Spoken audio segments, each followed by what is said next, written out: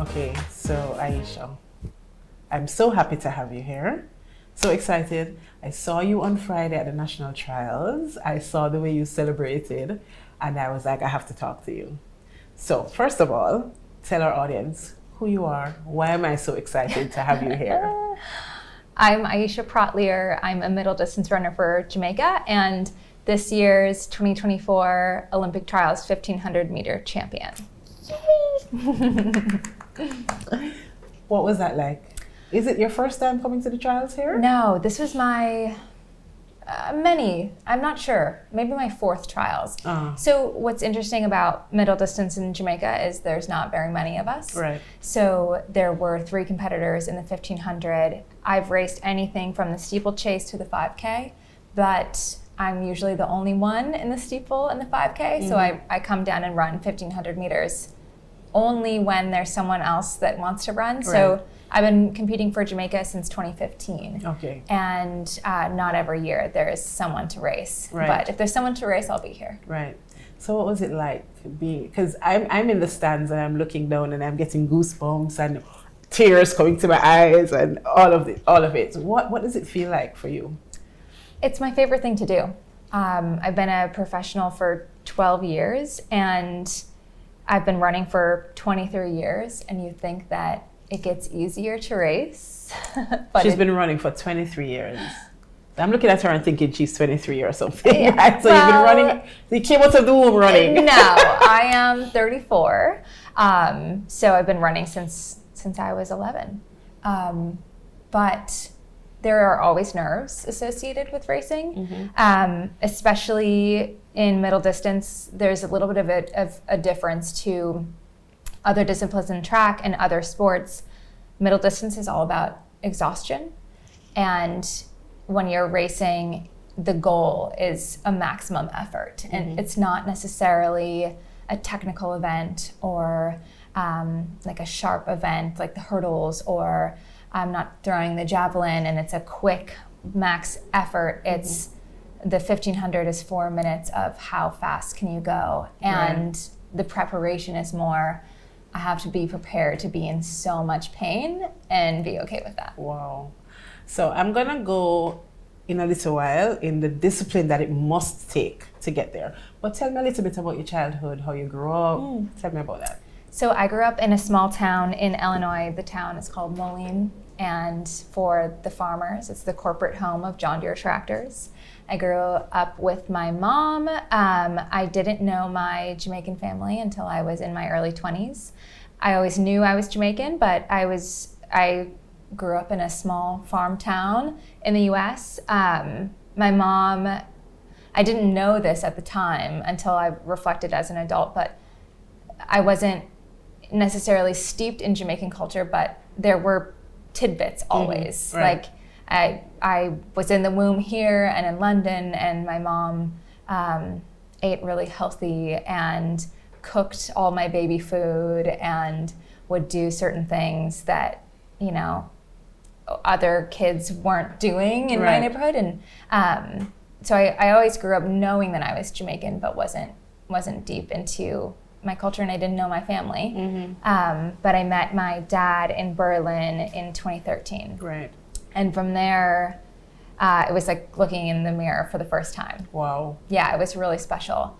And all of the puzzle pieces that I haven't put together all kind of came together in that day. And then every year since, every time I'm here, every time I'm with family, it's really special.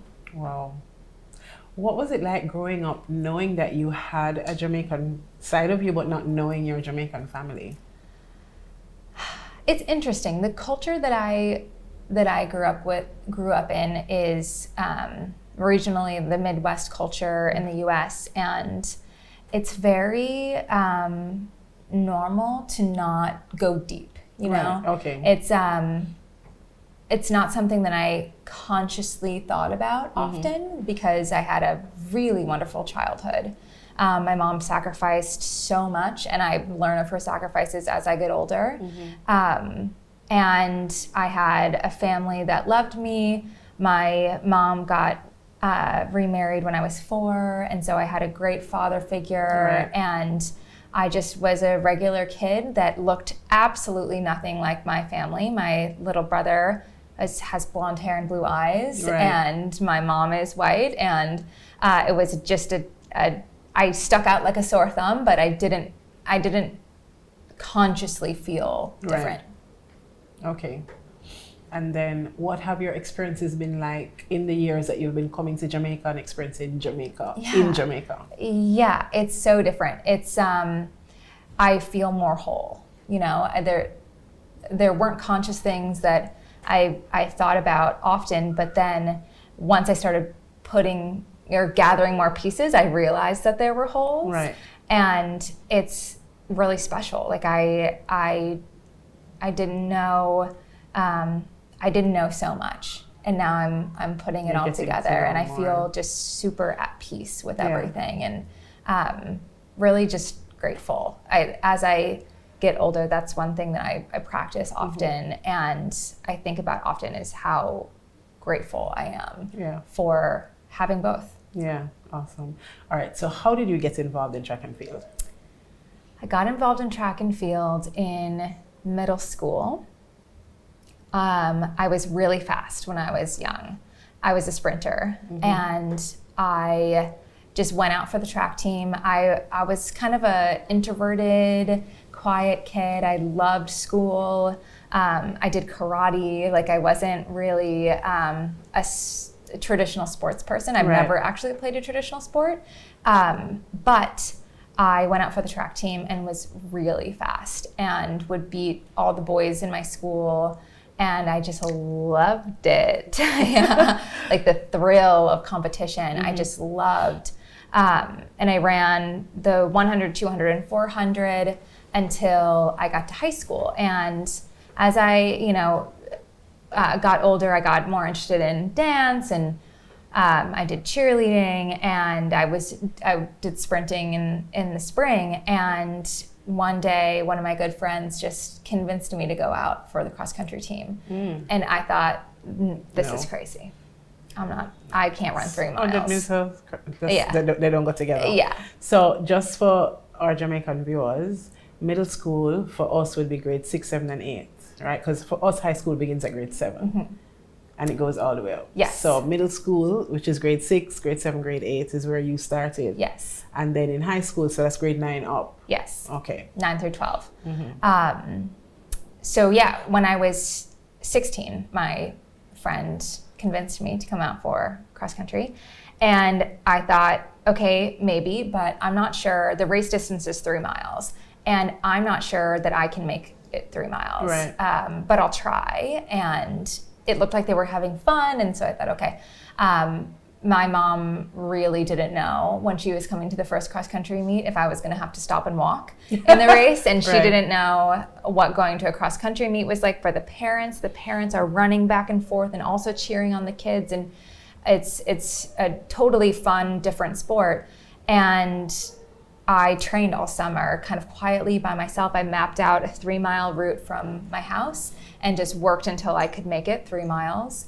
And within a few weeks, I was on varsity. Oh, wow. And I loved the relationships, because what's different about distance running versus sprinting or throws or jumps is we have time on our feet and time to run. And we have easy days where the point is to go out and not exert yourself very hard. But often, I mean, as a pro, I'll be out with my training partners for a 90-minute run at a conversational pace. Right. So think about it, you're having a conversation side by side, and you're not face to face. And so it makes you way more open to talking about whatever. So those relationships became really, really strong. Right. And I found the racing fun, and I liked my friends, and everybody on my team was a good student, and everybody was just such a good influence that when track came around, I realized, hey, I can't really get any faster than 59 for a 400. Maybe I should try the 800 or the mile, or the 2 mile. Okay. And then it just clicked from there. And very shortly after my first race, then I was getting better in my region, getting better in my state, getting better in the country, to the point where I got a full scholarship to run distance in college. Wow. Wow. What does your mom think about all of this? She thinks it's crazy. Yeah.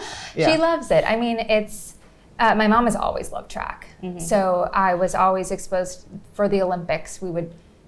Our house is shut down. We're watching the Olympics every 4 years, and she was really supportive. She was not a runner herself, but she always supported me, and we kind of laugh about it now that never in a million years would I've ever expected to have. I think I've raced in 30 countries. I've traveled the world. I've seen so much, and I've accomplished so much that no one saw it coming. Everyone knew that I was very determined and disciplined, and that I liked doing hard things, but it wasn't a path that was laid in front of me. It was just something that happened. A lot of hard work and sacrifice and discipline has gone into it, but it wasn't really like, oh yeah, I want to be that girl. It was just, oh, whoa, how did I get here? Right. Wow. A lot of times, and I said this earlier, we were talking to Marcos, who is an actor, born and raised in Jamaica, and living in LA now, and we were talking about the discipline that it takes. Because you see, like, I always say that every 4 years, the stands are full for the trials when it's an Olympic year. Mm-hmm. And so everybody gets excited because it's an Olympic year, and there are a lot of young people who, they come and they see all of these young people on the track, and they're racing and the crowd is screaming, but they don't see the work that goes into it. They don't see the injuries. They don't see, not being able to party and not being able to drink and all of those things. Talk a little bit about the discipline that it took, and how did that impact you among your peers, or were your peers always sports people so they understood? Yeah, distance running is discipline. It truly is the most important piece. Taking time off kills you. Mm-hmm. I, in my training, barely ever take days off, and so it's really 50 weeks a year that I'm consistently training. And when I take 2 weeks off, I take 5 days of complete rest, and then I jog every other day. But in my mind, it's just for exercise, not training. And so maybe over the course of 52 weeks, I take 2 weeks off of nothing. That's crazy. Christmas, birthdays, any day, you're running. Mm-hmm. I've missed weddings, baby showers, anniversaries, birthdays, fun trips, vacations, everything, funerals. Like I've had to miss things that I'm excited to not miss in the future, but you have to have the mind of an athlete to know that these things suck. Yeah. But your purpose is important. Yeah. And the women that I train with, we really try not to use the word sacrifice. We try to use the word choice. Right. Because being an athlete is such a privilege. Right. And we're choosing this. Yeah. It's 100% sacrifice for everyone else around me, for my husband, for my family, for my friends. But for me, it's a choice. Right. And every day is the same. Every day is, I wake up at 7:30 and I train in the morning, and I eat 4 meals a day, and I train in the afternoon, and I go to bed at 9:30, repeat. Right. All year. So you mentioned purpose a while ago. What is your purpose? What is the purpose that you're looking towards that motivates you, that keeps you going? Yeah, there are goals and there's purpose. And every year I have a set of goals of I want to run this time, or I want to make the Olympic team, or I want to whatever it may be. And those are great. But every day you can't think about it. You know, you can't think about your big goal on a pedestal of, I want to win Commonwealth Games, or I want to do this. And for me, it's running has often been like a self-exploration of how deep can I go? How much can I will myself to something very hard? And I think that's what's so beautiful about running is at the end of the day, it's just you.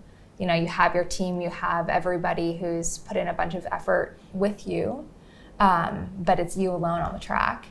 And it's how can I get everything out of myself? I feel like it's made me a better person, a more thoughtful person. And for me, it's all about how can I just become a better version of myself? And so that's my day-to-day purpose. Right. So I was about to ask you, what do you think, you know, growing up with your mom and your family, meeting your Jamaican family, what one thing in your life would you say contributed most significantly to where you are now? To that moment on Friday on the podium? I think maybe it's a personality defect, but part of my personality, and I've been like this since I was very small, I'm a striver. I'm a striver. And sometimes I wonder, like, what is the underlying purpose for me striving so much all the time? But I've always been like that. And sometimes it's to my detriment, but I've always been just very focused, and always wanting to be the best and do everything the best. And it can cause a lot of sleepless nights and maybe too much reflection sometimes, but I really do think that it's like the striver in me that has gotten me here. Do you think you're a perfectionist? Oh yeah, absolutely. I say I'm a recovering perfectionist because I'm aware of it. Yeah. Awareness is first step. So yeah, big time. All right, so next 5 years, what do you see yourself next 10 years? This is my last year of competition. So I'm retiring and I will be starting a completely new career, which is wonderful and terrifying. I really want to have kids. And I think, I don't want to use the word settle, but as I said, I'm always striving. And the thought of being able to exhale a little bit more and maybe be in a line of work that isn't as grueling. So grueling. Yeah. Maybe my hair will go less gray. Maybe there's some here and there. Sometimes I diet. But just having a little bit more life balance. I just see myself as like content in a good way and settled in a good way and at peace and happy and energetic and just fuller, having a bigger family life, a better friend life where I don't have to be such a taker in the friendship and can be more of a giver. Just a fuller life. Do you see yourself remaining in track and field? I don't know, maybe coaching, managing, owning a team? I don't know. Yeah, sure. I'm really lucky. My peers have elected me now twice to be on the Athletes Commission for World Athletics. World Athletics is our global governing body, so they put on the World Championships. They put on the Diamond League. They put on the top of our sport is run by World Athletics, and they're based out of Monaco. And I am like an athlete advocate, and all rule changes, all innovation in our sport, all governance in our sport has to come through us before it gets approved. And I've loved that work. I get to do some really interesting stuff. I get to try to make the sport a better place, and that's been a goal of mine since I've been an athlete, is I want to leave it in a better place than I started. So I have 3 more years on my term, so I'll be able to keep doing that work, and it's global. Right. So sometimes the meetings are at 5 a.m. or midnight, and I can now go out into those meetings. I can get into a midnight meeting because I won't be worried about my sleep and my training. Right. Gotcha. So I get to, that is such a privilege that I get to work in the sport at that level. And I'm not sure what my next career will be. I'm not sure. That's my biggest question is, do I stay in the sport or do I branch out to something different? Right. But I will always continue to advocate, and I want to, in the future, I've done it once and I'd love to continue to do it, set up more clinics here in Jamaica. Yeah. Wow. Yeah. You know, I wanted to ask you earlier, how did you get to the point of deciding to compete for Jamaica? It really was meeting my dad. And it was always on the table. My mom had told me, and another athlete friend of mine had told me that it's this possibility to get my citizenship and compete for Jamaica. And I really just wasn't sure what I wanted to do. But the driving factor was sports are really selfish. And I have always thought, how can I give back? And track and field in Jamaica is such a force, and it's such a positive, and you're on a bigger platform here, and more is expected of you, and you are celebrated more. And I wanted to be as big of a role model or advocate or just like a positive influence. And I felt that I could do bigger things running for Jamaica. And then, as I said earlier, just like those puzzle pieces fitting back. And I fully felt like myself, even though I wasn't aware that I wasn't my full self, but when it all came to be, then it was a no-brainer. Okay, wow. That's okay, so my last question. You spoke just now about doing clinics here and so on and so forth. What would you say to Jamaica has a lot of problems. One of the things that unifies us as a country is track and field, right? It's one of the moments where everybody has one focus. Yes. I mean, I remember my friend who was at the trials with this weekend was reminding me, we were at Grand Gala, which is a big independence celebration that we have in early August every year. And we were both working on Grand Gala. So we're there like 3 days before the actual event, stage managing and doing, and there was a race. And we all left, it's held in the stadium. We all of us, the stage manager, because we were all like, I wonder if we can leave, because there's an indoor sports center down the road. And we were like, maybe we can sneak away. And when we snuck out, we saw everybody sneaking out, and we all left. And the stage manager was calling us, where are you guys? We're all going down to watch the race. And then come back. Like, it's the thing that unifies us the most. What would you say to somebody who feels frustrated about all the problems in Jamaica and the hardships and, not wanting to try? Maybe they want to be a sports person, but they feel like it doesn't make sense. What would your encouragement be for somebody, a young person who is just feeling frustrated? First, I would say feel your feelings. That's valid, and your feelings are valid. The second, I know it's a cliche, but you can be the change. The biggest thing I've learned in track and field is that your feet, your will, your motivation can change your life. It can completely change the landscape of everything around you. And if you can just apply that to life, whatever your problems may be, look deep within yourself and say, how much can I give? And you give that. And you'll never regret it. You'll never regret trying. Okay.